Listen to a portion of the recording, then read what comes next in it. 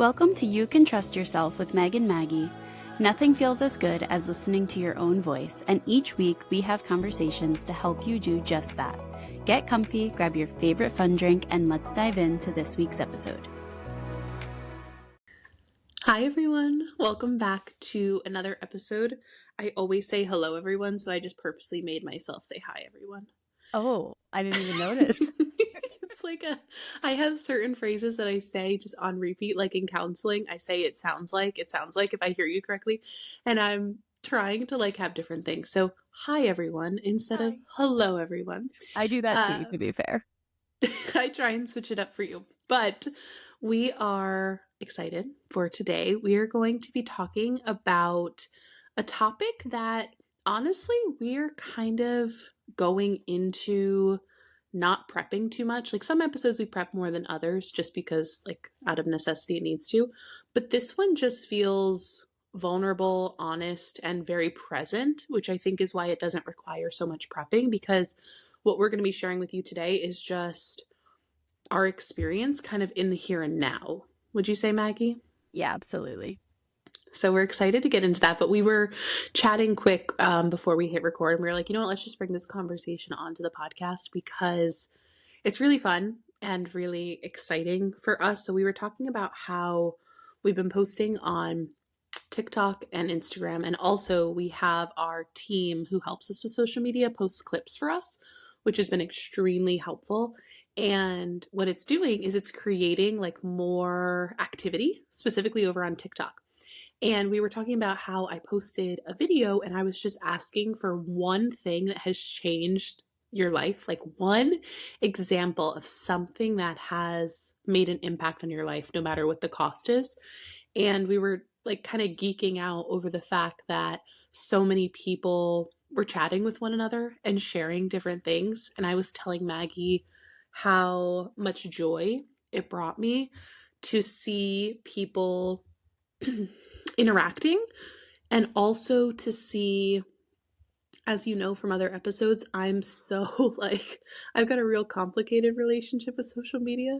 Sometimes I'm like, I hate it, it's horrible, I want it to disappear. And then other times I'm like, oh, I see the beauty and power in it. And so yesterday, seeing everybody kind of interact and share resources and tools, it brought a beautiful aspect to what can occur on social media.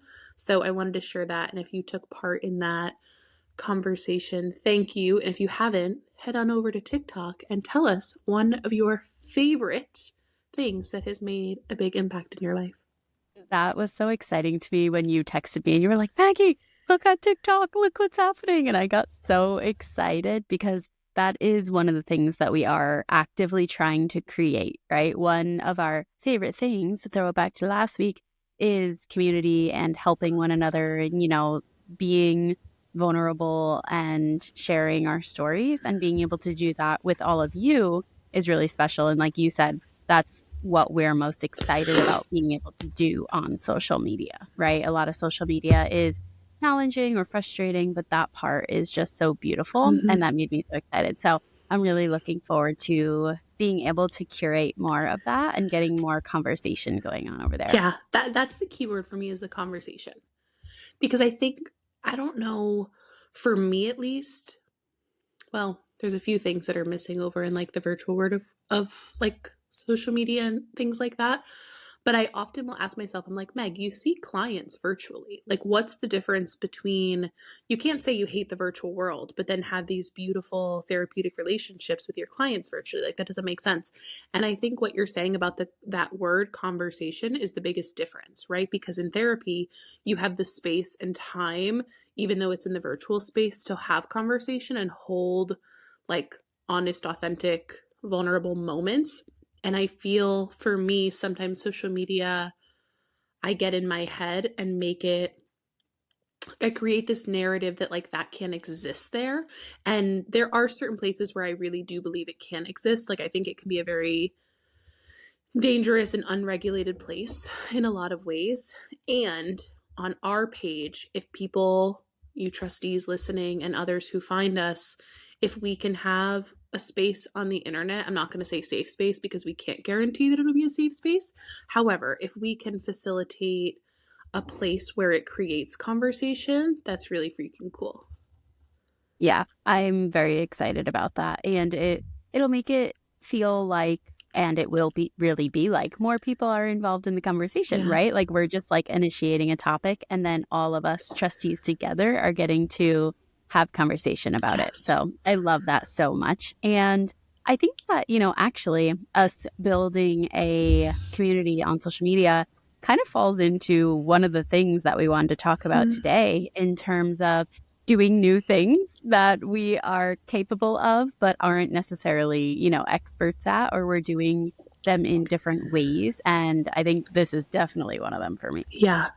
I am looking forward to today's episode because I feel like a lot of times we share stories of the past, which is Hmm. still super valuable and relevant and honest with you all, but like we've had these seasons of having to trust ourselves, and here let's tell you our past, so hopefully you can like spare yourself some not that you're going to be able to avoid difficulties. We obviously know that's not the case, but if we can, that's the beauty of sharing stories and podcasts in general. When somebody shares, God, there's countless like podcasts or YouTube videos, whatever it may be, books that I've found that I'm like, thank you for sharing your story, because this just like helped me know that like, okay, Right. if you did this, I can do this. And it's amazing how that, it sounds so simple, but it can really inspire and impact. I'm going to give an example because it's a very like relevant, honest one.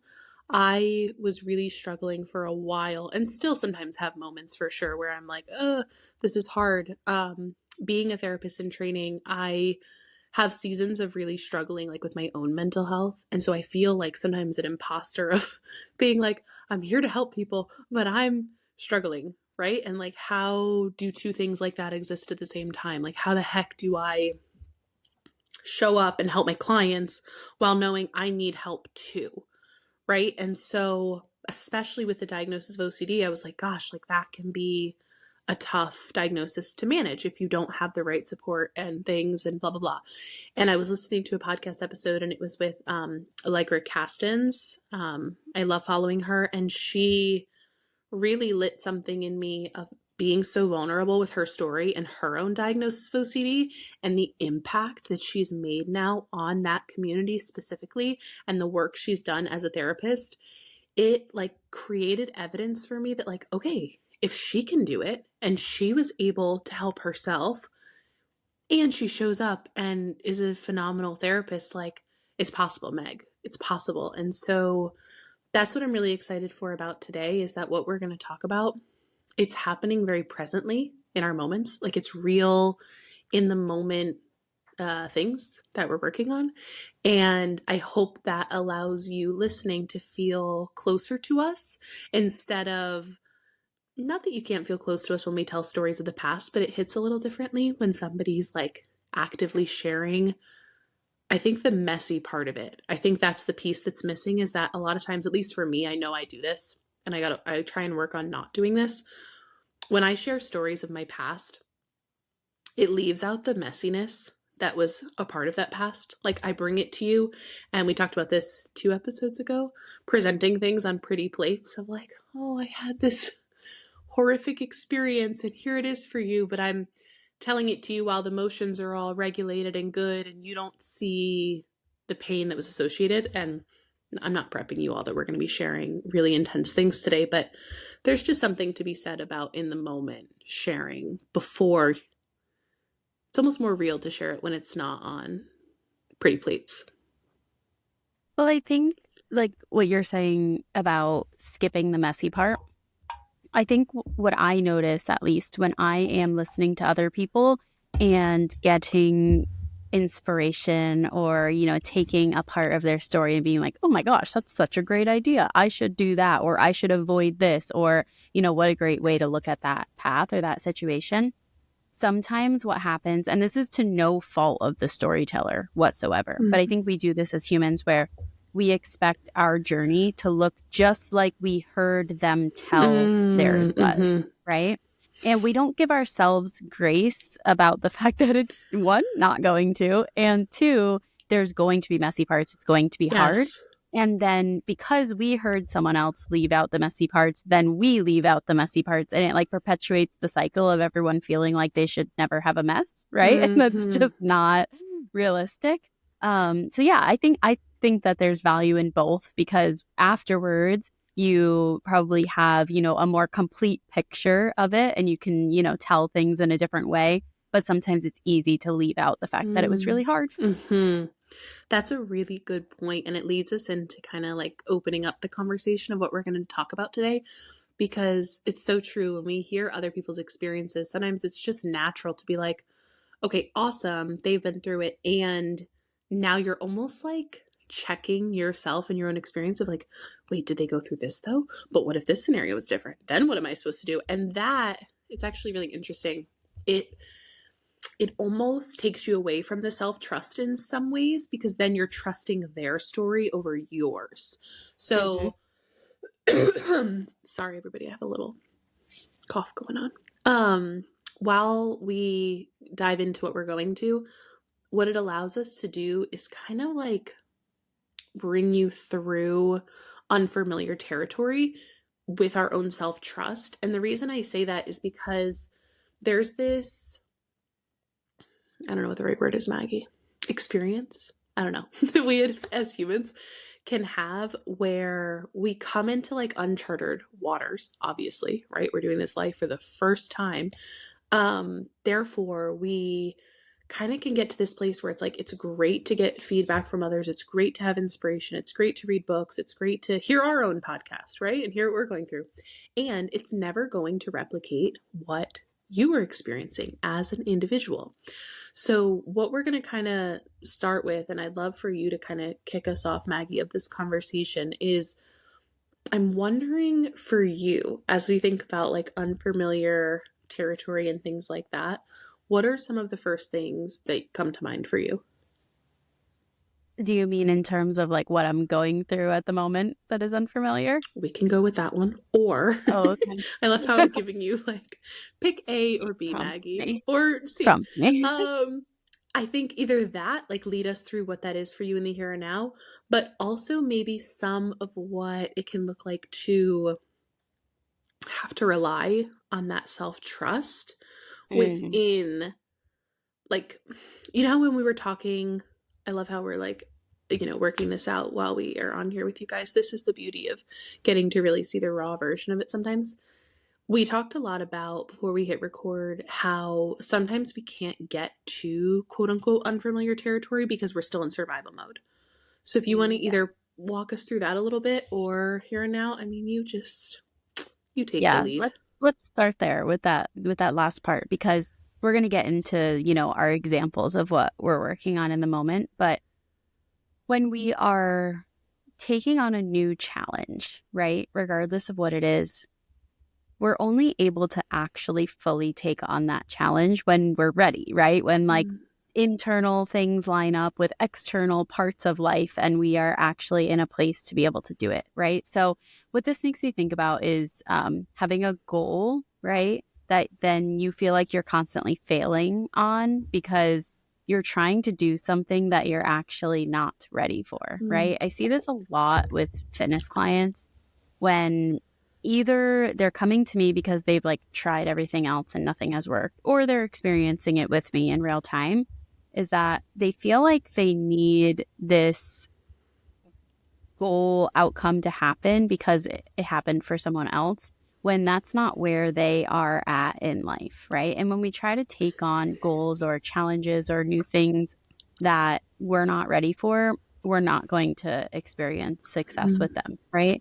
But when we are taking on something that we are ready for, it doesn't necessarily mean that it's easy, right? It doesn't mean that, okay, everything in my life has lined up for me to be able to take on this new challenge. And now all of a sudden it's going to go smoothly and I'm going to get to my outcome and it's going to be perfect, right? It's like, no, actually, we are just currently in a place where we can take on this challenge. So it makes it possible, but it doesn't make it easy, mm, right? And I think that that's the first thing that we want to differentiate here is that there's a difference between taking on a challenge and not being ready to do it and not being able to get the outcome and being in a place where you are ready to do it, like capable of doing it. Like you mentioned survival mode, like, okay, we moved past some sort of level of survival living to a place where now I can take on something new. But that doesn't necessarily guarantee you're going to be successful or that it's going to be easy. It Hmm. just means that it's possible. Yeah.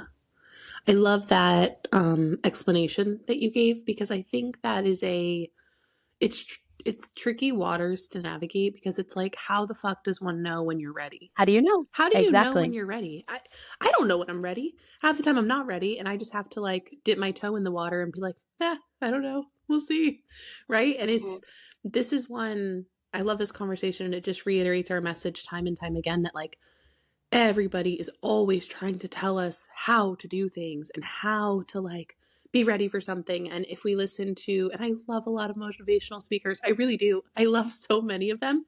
And a lot of the messaging is like, you'll know blank when blank, or this will happen when blank. And it's like, that is kind of the opposite of a lot of what we talk about, because everything is so individualized, and because we all live in a like collective society, and especially in the virtual world, it makes us feel like, well, if they were here and da da da and they're this age, then they should do this, and they had this job, so then like, you try and start to, the comparison is very infiltrated into our own experience. But that robs us, when that happens, it robs us of the experience of having a unique experience, which is, we're unique humans. Like we all, I always like shout out my old professor at my first college when he was like, if you learn nothing else from any of my psych courses, individual differences trump everything. I love him. Same as Professor Boyd. Um, and that has stuck with me so much. Like every individual and our unique experience, we as humans, it's such a weird dance, because we always want to fit in, right? And we want to like be with people and connect. And there's that line of thinking we can't take from everybody when it takes away from our own experience of self trust. Yeah, I think it's a dance between the two. Did you just say that out loud, or was I thinking that in my head that Which it's a one? dance? That it's a A dance? I dance. said Yeah. dance. Okay. Yeah, for a second there, I don't know if this happens to you when we're recording, but I was like listening to you, but I was also thinking at the same time, and I was like, I don't know if she said that out loud or I was thinking it in my head. But Yes. yes, you said it out loud, and I completely agree with you. It is a dance between the two because we have to take our own experience Mm-hmm. as the number one thing, right? Like our own life. And there are some things that we can look to outside of ourselves for a little bit of guidance, right? It's not going to be 100%, you do step 1, 2, 3, 4, 5, like it's going to look different for every person. But there are some like general frameworks of Sure. certain things that can be really helpful. And it's trying to figure out how can we like marry the two of those together, Mm-hmm. right? So I'm not trying to do something just like someone else did it, but maybe I'm using them as inspiration to do it in my own way. Absolutely. I think that's a really important like takeaway, and it kind of moves us into talking about another aspect that we did. I love how we got on here and we were like, we didn't prep at all. And then I'm like, we talked about this before we hit record. So we did Yeah. minimal prepping for this episode, everybody.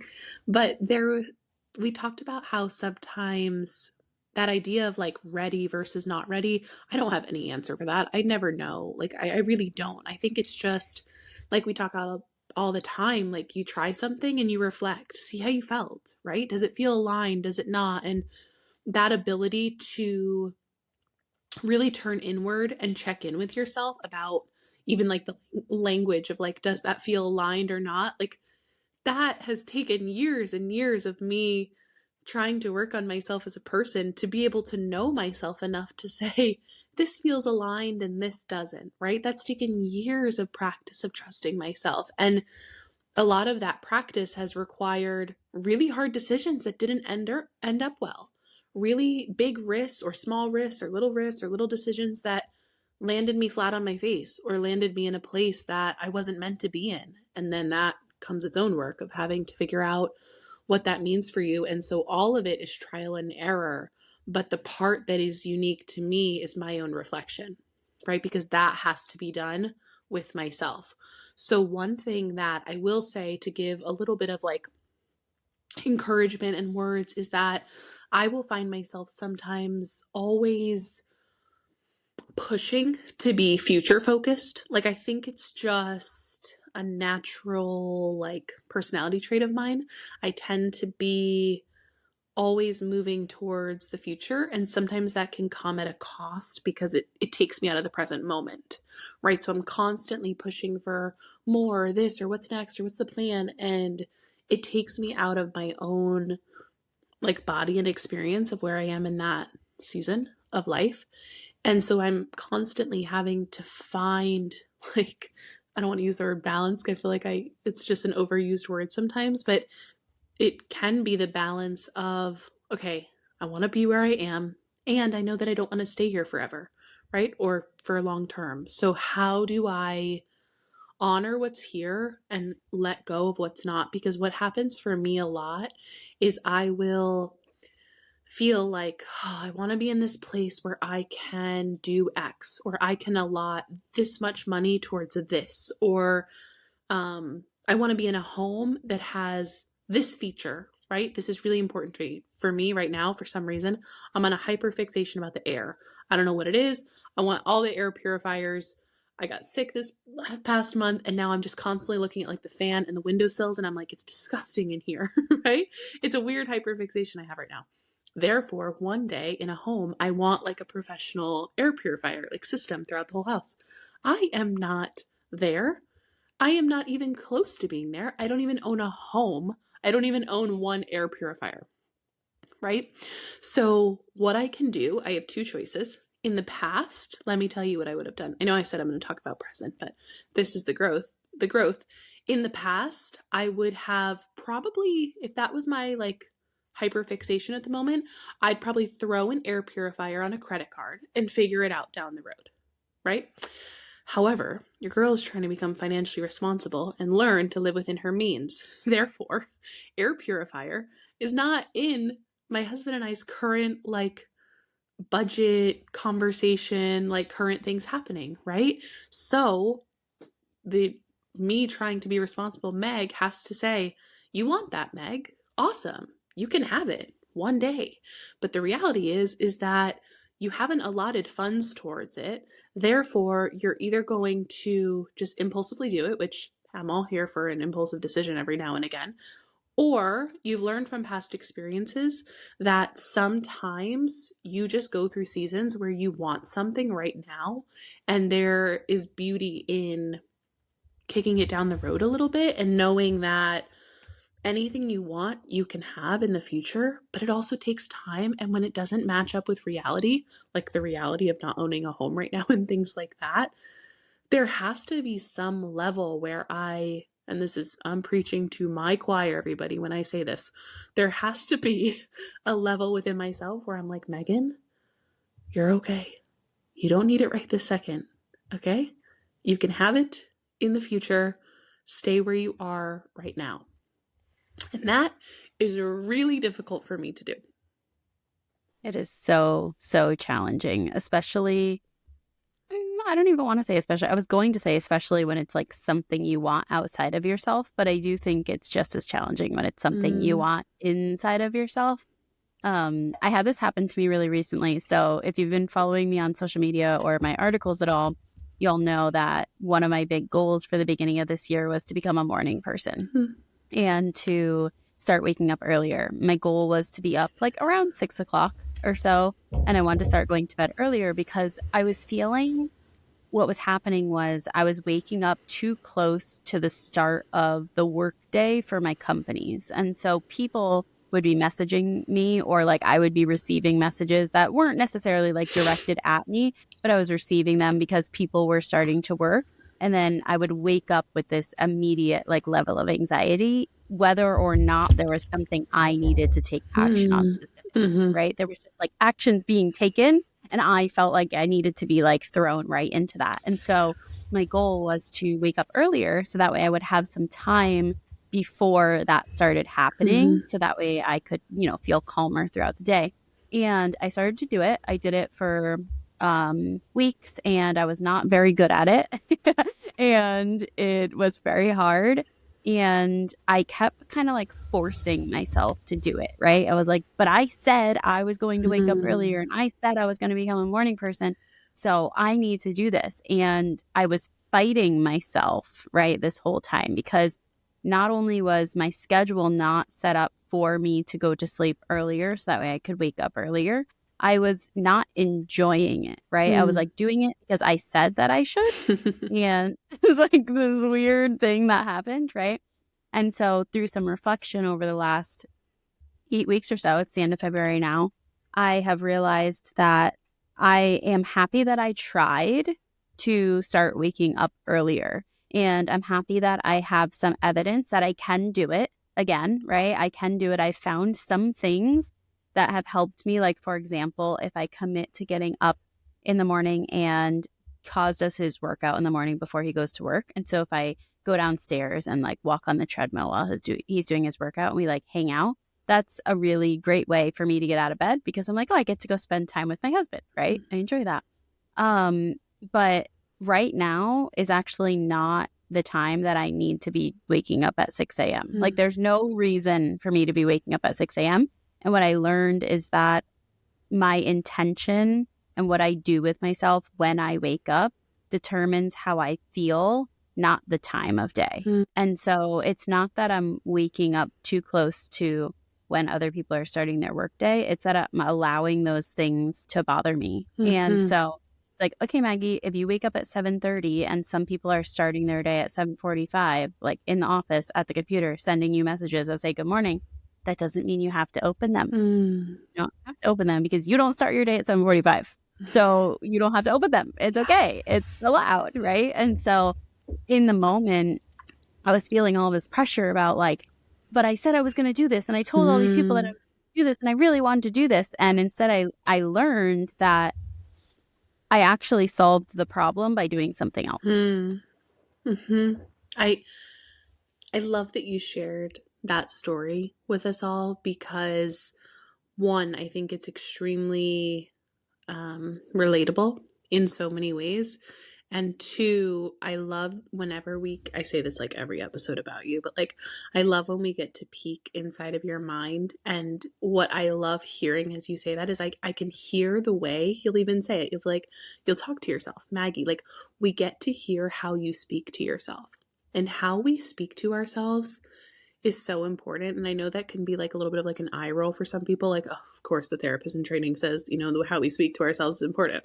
But it really is because you got to live with that freaking voice. Okay. So your voice to yourself is the one you're going to hear most often, right? And we all have different parts of us, right? I have different parts of me that sometimes feel like different voices. I've got like this inner critic that's like, kind of nasty and shameful and will do things like that to me. But one thing that I really wanted to talk about that you mentioned is the pressure.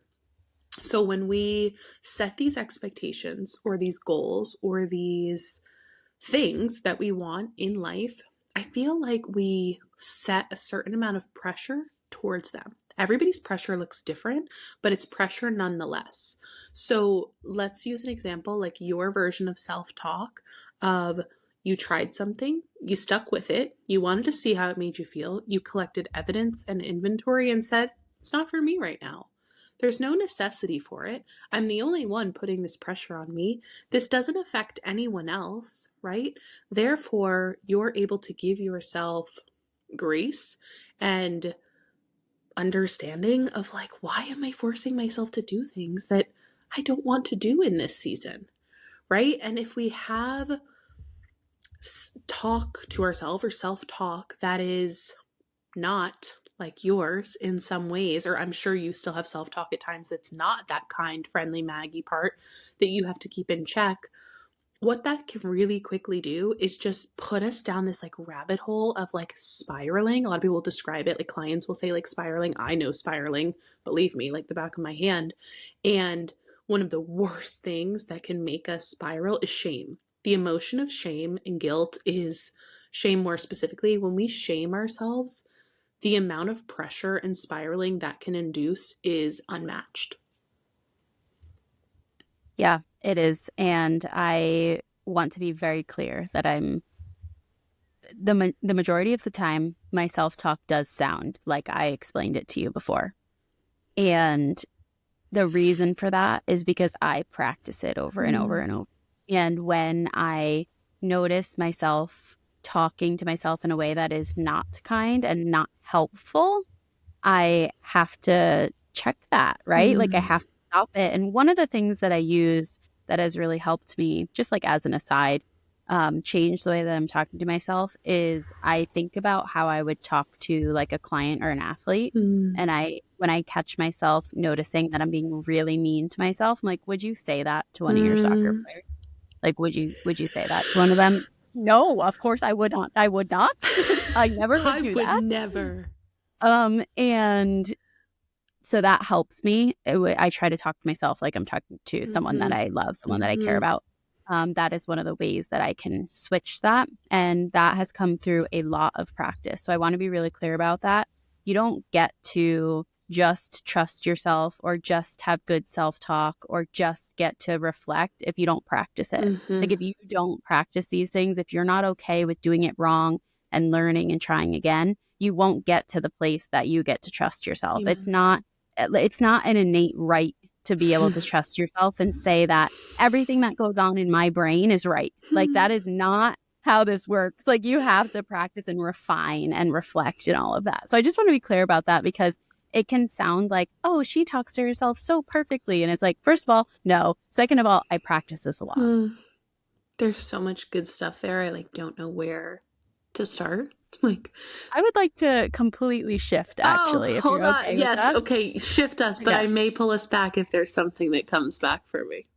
Well, you can because I'm going to ask you a question. Shift me. Okay. So before we started recording, you were talking about a specific example, something that happened today, but you've been, it's been an ongoing journey for you. And I would like you to share about that and like what it is that you're going through and anything that you find really relevant to share that might help someone who's going through uncharted territory. They are, trying to like take on a new goal, take on something new, but they're having those thoughts that pull them back into their old ways. Mm-hmm.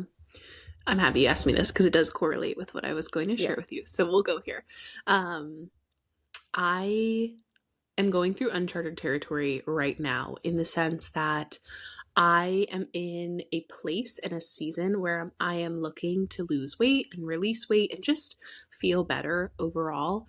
And I have never been in a place where I have one really come a really long way of feeling like my weight does not equal my worth. And for so, so long, I know I've talked about this before, and it's one of like a more vulnerable aspect of me in the sense that when I was growing up and teenager, college, I put a lot of emphasis on my looks and the way that that equated to worth. And I've shared this, but for those of you who haven't heard it, I just felt like I didn't, and it's so sad, like to think about, like when I think about that younger version of myself, like it makes me so sad because I did have so many beautiful gifts and talents, but none of them fit like a traditional role in the sense of like ones that you think of, like if you're artistic or if you're an athlete or if you're super smart, or what's another one in school that kind of just gets thrown on you. It's like, oh, you're the athletic one. Oh, you're great at art. Oh, you can sing. Oh, you're an athlete. I didn't fit shit. I didn't fit any of that. I dabbled in all of them. I was not an athlete. I was not artistic. I love to play, but I wasn't a good actor, right? Like I just was. And so I always felt pretty enough. That's how I felt. But I felt like even that wasn't enough. So I really equated like if I'm not thin or really pretty, like I'm not worth much.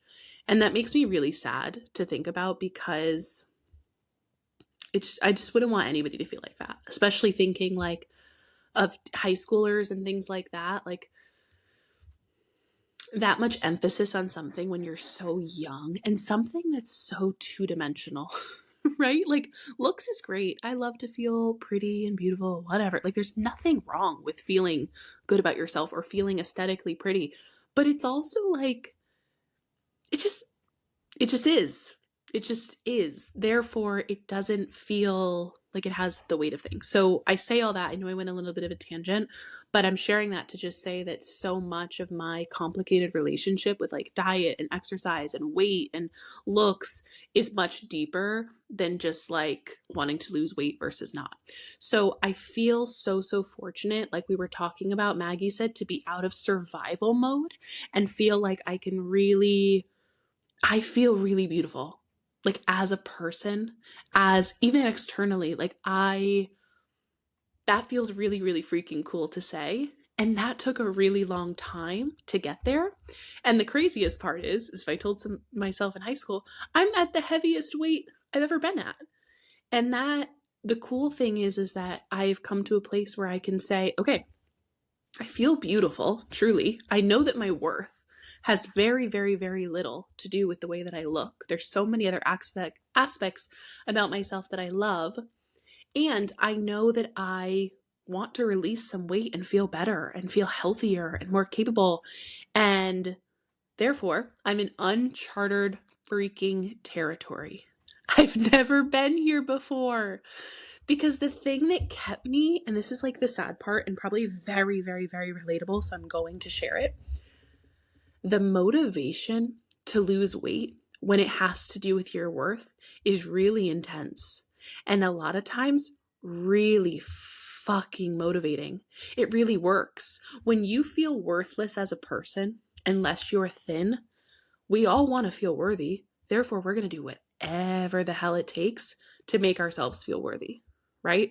So that motivation to stay super strict on your diet and hit that gym all the time, well, your worthiness as a human being on this earth is absolutely dependent upon that. Therefore, you're going to hit those marks. And I did. And for me to be in a place now where I'm like, I don't know how to do this because I want to give myself balance and grace, and I have a goal. So I'm in a very new place.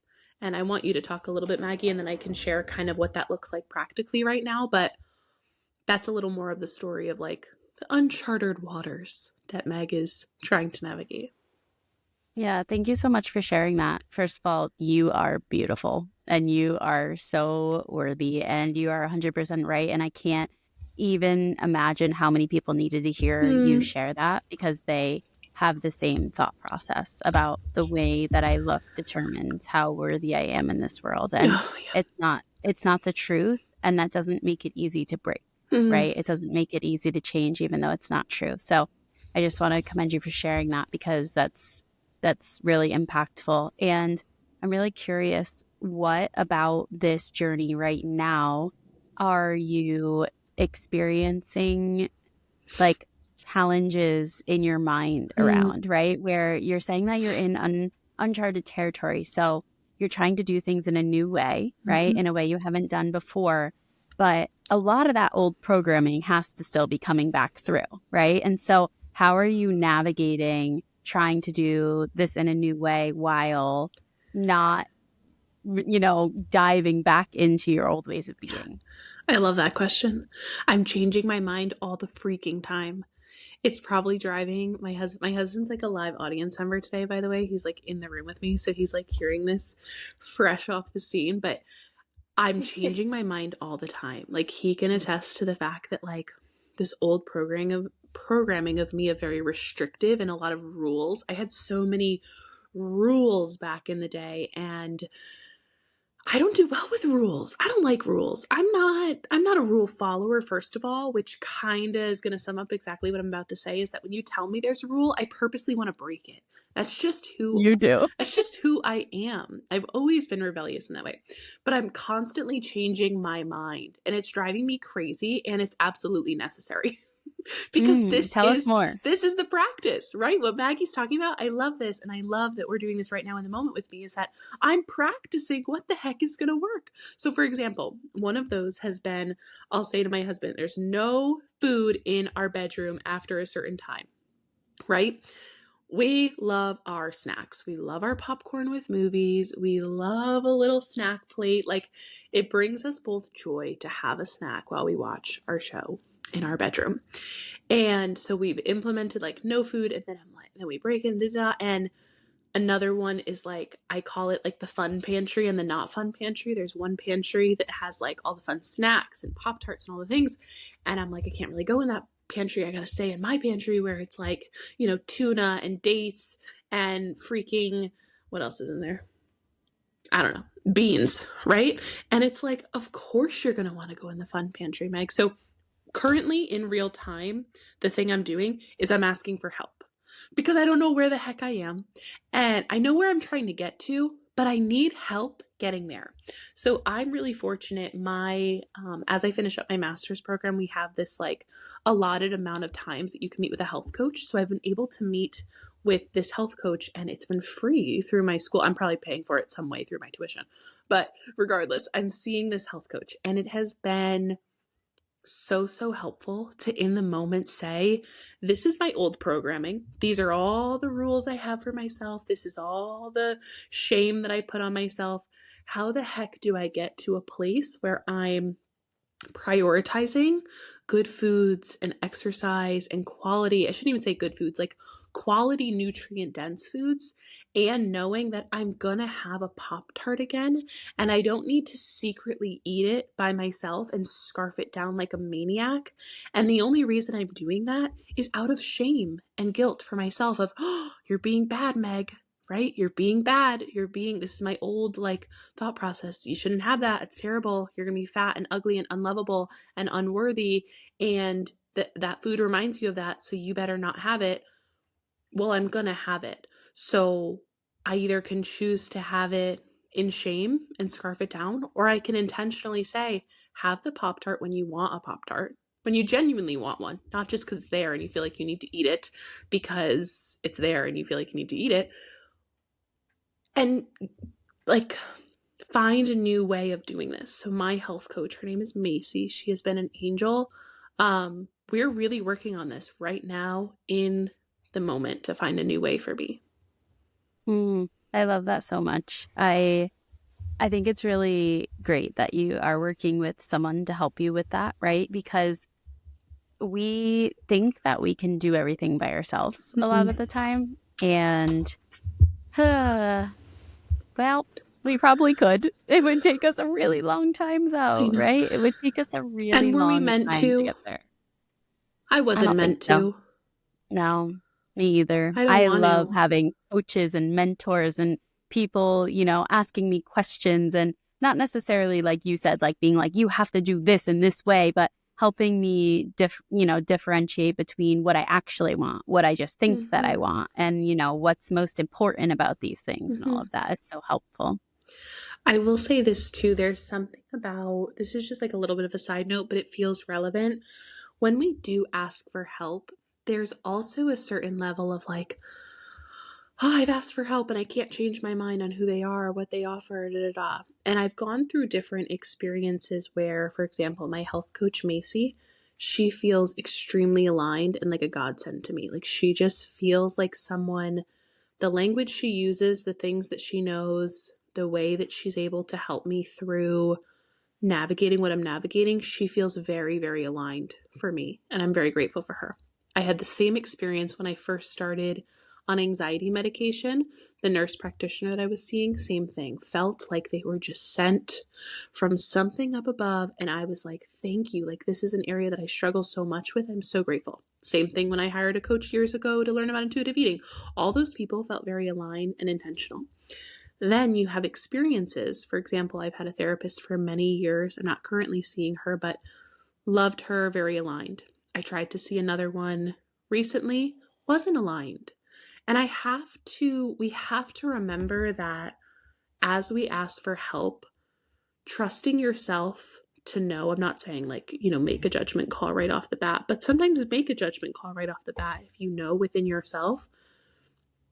When we practice what we need, we have to be brave enough to know what we don't need to. And that bravery is really hard. It's really hard sometimes to differentiate, hey, there's nothing wrong with you. I'm sure you're a great therapist, and you weren't the right therapist for me? And how do we navigate that in a way that feels right for us? Yeah, so I want to talk a little bit about how we make those decisions. And I'm going to go back to the Pop Tarts actually, but I feel like it's all kind of the Oh, the same. Pop Tarts. Um, I love Pop Tarts. Like Pop Tarts are a big part of my childhood. Like ate Mm-hmm. lots of Pop Tarts in childhood, specifically the brown sugar ones. Mm-hmm. But I do love a good strawberry with sprinkles because I love sprinkles. But anyway, it's kind of funny that you bring that up because Pop Tarts are something that recently I had an experience where I saw a box of Pop Tarts in the store and I was like, I just needed the Pop Tarts. Like I needed them, like really needed them. And what I do in a moment, whether it's a therapist, a coach, a Pop Tart, like what I do is, seriously, this is how I make decisions about when I feel like I want to take action on something, right? So this happens to me a lot with Pop Tarts and it happens to me a lot with peanut butter and jelly sandwiches, where neither of those things are great for my goals. Doesn't make them inherently bad. They're not great for my goals. They're very triggering to acne, which is something that like I've been working on for a very long time. And so these are not foods that I want to eat often because they are not in alignment with my goals. And sometimes the urge is so strong that I'm like, I absolutely need a Pop Tart or a peanut butter and jelly sandwich in this exact moment. Yeah. So what I do when I am wanting something, right, is okay, I'm in the store, I want a Pop Tart. I'm not going to buy the Pop Tart. I'm going to wait. Okay, I'm going to wait. And I'm going to see next day, do I want a Pop Tart? Next day, do I want a Pop Tart? Next day, do I want a Pop Tart? If a couple days pass and I still really want a Pop Tart and the like heightened neediness of it has subsided, but the desire still remains, then I'm going to go get a Pop Tart or a peanut butter and jelly sandwich, whatever it is, air purifier, health coach, therapist, like any of these things, no matter what it is. That's kind of my way of differentiating between whether this is something that I'm just feeling like I want or need in the moment, or if it's actually something that I Mm-hmm. want or need. And I'm curious how you make that decision. But what I want to say before that is that the only way you're going to know how you need to make decisions like that is if you try one and see how it goes, right? Literally. So if you're like, oh, Maggie, that sounds interesting. I'm going to try that. You try it, right? And then you're like, wow, this is like the worst strategy ever. This makes me feel terrible. Great. You tried something, you learned that Mm. one's not for you. Now go try something else, right? Yes. So I'm curious how you make those decisions in the moment when you're like navigating something new. I appreciate you sharing that because that's you let us into really what you do, right? And I love when we get to share moments like that because, and I also love that you add, it's probably not going to look the same for you. And it doesn't always look the same for me. I, I actually use your method a lot when it comes to like bigger purchases, like things that are not like Pop Tarts or things like that, things that are more, um, I don't know, like fun things like maybe a new skincare product or a new mascara, whatever it may be. I try and give myself, so for example, if I'm in Sephora and I'm like, oh, that mascara looks fabulous, right? Well, I didn't go into Sephora wanting said mascara. I went into Sephora with the list to get my deodorant and I want to just get my deodorant. Now, there's nothing wrong. Again, I've done this many times. Is the mascara going to make or break our life? No. However, it also can lead to many decisions of just constantly buying those mascaras or whatever that item is. I'm using the mascara as the example. And so I have put that like delayed effect in there of like, if I'm still thinking about it in a couple days, then maybe I'll go get it. Right. And with food though, and what I'm going through currently, I feel like it comes up for me the most with food. And how I'm trying to navigate that is, again, changing my mind all the freaking time. I make so many like rules or ideas or things, and then either they're not sustaining or I'm just not using them or sticking with them. And to me, that's just evidence that like it hasn't aligned yet. But there's also evidence that some things are. For example, many years ago, I was one of those people who would wake up and immediately my feet went pitter pattering to the coffee maker. Okay. No coffee, no food, or no water, no food, straight for coffee. Okay. Bed, coffee machine. That was the order. And So We over the were talking years, on this one. oh gosh. So over the years, I was like, Megan, you're dehydrated in the morning. Your pee is yellow, for God's sakes. Like, please, can we have a glass of water before we go for coffee? Right. So over the years, I've at least developed the skill that I drink water before coffee. And I'm really, really consistent with that skill. I'm really good about drinking my water before I have coffee. And recently, like last couple months recently, I have become increasingly, more times than not, having water, breakfast, supplements before coffee. Yes. Please, if you're watching on YouTube, look at Maggie's face. She's freaking out right now. I'm so proud of you. It's crazy. And the reason why that feels like such a big deal is just because, from what I've learned more about like blood sugar regulation and hormones and things like that, from what, the experts like Maggie tell me, of wanting to like start your day and prime your body in a way that is like sustainable, especially blood sugar wise. Um, I gotta have my breakfast before my coffee, right? And so it feels good. I actually feel more sustained energy. And this is really wild. I don't feel like I need as much caffeine now because I think Yay. I have learned, and I talked to my health coach about this today, when I eat balanced meals in the sense of like protein, some fat, little lower carb or like a quality carb, and vegetables, I feel more sustained. I don't have these huge spikes and crashes. And again, from what the experts tell me, like Maggie, that means that my blood sugar is more stable as opposed to constantly going up and crashing. Therefore, this has become one of my goals because I like the way it makes me feel. It doesn't really have much to do with my worthiness or how cute I am or how fabulous the bikini looks, which there's nothing wrong with that. And hopefully that comes in due time, that I feel beautiful, whatever that looks like. But it makes me feel good and that feels aligned. The hard part for me and where I'm trying to find the balance is, but Pop Tarts make me feel good too. So why am I eating them so fast and in a closet like a maniac, shaming myself for eating them? And I hope this isn't like a, like insulting way to describe it, but I'm going to say it because I don't think it's insulting. I treat my meals like my breakfast, lunch, and dinner, like the wife, if you will. They're so beautiful and like put together and da da da, and very well cared for. And the foods that I buy are pasture raised and grass fed, and I'm always looking for wild caught salmon as opposed to the other one. And I'm like a maniac with that stuff. And then I treat the Pop Tart like the mistress in the closet, where I'm like shamefully scarfing it down because it's quote unquote bad. And I've made this fucking rule for myself that I can't have them, which of course now I just want them times 10 because that's how it works for me. And so I'm trying to find a way to honor those beautiful choices and those nutrients for my body that it needs. And when I want something, freaking have what you want. Or, like Maggie said, practice having it and learn what feels good. So, for example, I like to have, if I want a Pop Tart, I want to genuinely been thinking about a Pop Tart. Do you know what I mean? Like if I'm craving ice cream or Sour Patch Kids, or one of my favorites is Takis, like I'm a big snack person. My whole theme here is snacks around food. I'm a big snack eater. I want to intentionally want those things, and I want to have them in the cabinet and not have the stupid rule of them being higher up or this or that. When I create rules, I create pressure, and I don't do well with that kind of pressure. And that's what I've learned. So I don't have the answer for you because I'm not in the future tense right now. I'm in the very present tense, which means I have no freaking clue how this is going to look in my life or how this journey is going to go for me. However, what I do know is that the choices that I make are going to be aligned.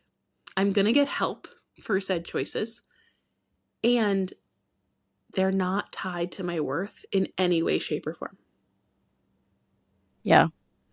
I think the only thing I want to add to kind of wrap this up is that it's our choice to look at these like quote unquote failures as failures, right? Mm. So out of every single thing that we could have talked about here, whether it's the Pop Tart, whether it's the Takis, like any of those things, all of your mistress snacks that are not approved. I love that analogy. every single time, or even going back to me not waking up early in the morning, right? Any one of those days that I did not wake up to my alarm, like I said I was going to with all of that pressure, right?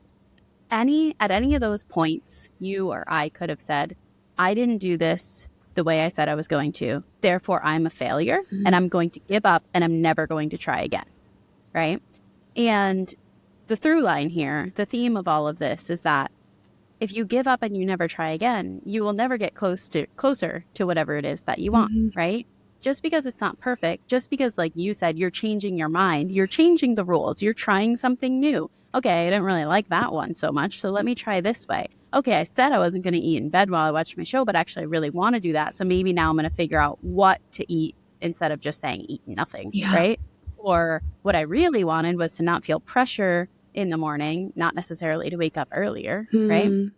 If we gave up because we didn't follow some sort of rule that we created perfectly, then that's when you feel like a failure, Yeah. right? Like that's when you make absolutely no progress. And then that's when you start to create these stories in your head that, oh, I'm not capable. Mm. I couldn't do that. Oh, I'm not like her. Oh, it's easy for her. Oh, they have it all figured out. I'm just not like that. I can't do it. And the reality is that none of those things are true. You just decided to give up. Mm. So don't give up, right? Don't Mm. give up. It's okay if it doesn't look like you initially thought it was going to look, right? Mm-hmm. It's okay. You have to change your mind. You have to try a new strategy. You have to figure out how you're going to decide whether or not you want to eat the Pop Tart, right? Just because my strategy didn't work for you, but you tried it doesn't make you a failure, Mm-mm. right? It just makes you have learned something, right? Yes. And so that's what I want to end with here is that when you're in uncharted territory, when you're trying something new, it's not going to be perfect. It's not going to work out right away. And we have to just decide that we're going to keep going. Mm-hmm. I am so, so happy that you ended there. And I've never done this before, Maggie, but I think I want to leave with a little like inspiration of exactly what you're talking about. Do you care Ooh, if I yeah, read let's do something? it. Do it. We never do this. Okay, this is, I know it's really Theodore Roosevelt's quote, but Brene Brown is the one who always talks about it. And it really applies to what we're talking about today. And it's the speech, The Man in the Arena. And it really like ties into what we're talking about. So Brene Brown is like one of my favorite people to like get anything from, by the way, but she'll talk about this a lot. So I promise I'll stop talking after this, but let me leave you with this little quote today. So Theodore Roosevelt said, "The man in the arena," which, come on, 2025, we all know men, women, whoever, they, everybody. Okay. "It is not the critic who counts, not the man who points out how the strong man stumbles or where the doer of deeds could have done them better. The credit belongs to the man who is actually in the arena, whose face is marred with dust and sweat and blood, who strives valiantly, who errs, who comes short again and again, who spends himself in a worthy cause, who at the best knows in the end the triumph of high achievement, who at the worst, if he fails, at least he fails while daring greatly, so that his place shall never be with those cold and timid souls who neither know victory nor defeat." And that Chills. chills. That's just a very impactful speech for me. So, those are trustees listening. We are the individuals in the arena. This is the community of the arena where you try new things and you fall and you fail and you practice. And guess what? What we kind of started this episode talking about on our community, this is where Maggie and I, our greatest like joy for this podcast is to create that community so that you have a space where that is celebrated and adored and conversated about, and one day hopefully through live shows and I get to touch you and smell you and you know feel you. If you listen to last Yes. week's episode, you know what that means. Yes, yes, yes. Ugh, I love it so much. Thank you so much for reading that. I feel like that was a perfect way to end. And just know that if you're going through something challenging, we're right here with We're you. right here with We you. with you. And we'll be back next week We love with you. another episode. Yeah. We love you so much. Bye. Bye. Thank you for joining us on another episode of You Can Trust Yourself with Meg and Maggie. Our mission is to leave you with encouragement and tools to nurture your ability to trust yourself. If you found this episode valuable, don't forget to subscribe and please share it with a friend. Then take a moment to leave us a 5-star rating and review. Your support helps our show grow, and for that, we are extremely grateful. Follow us on Instagram, TikTok, Facebook, and don't forget to subscribe to our YouTube channel where you can watch the episodes. Till next week, lots of trust and love, Meg and Maggie.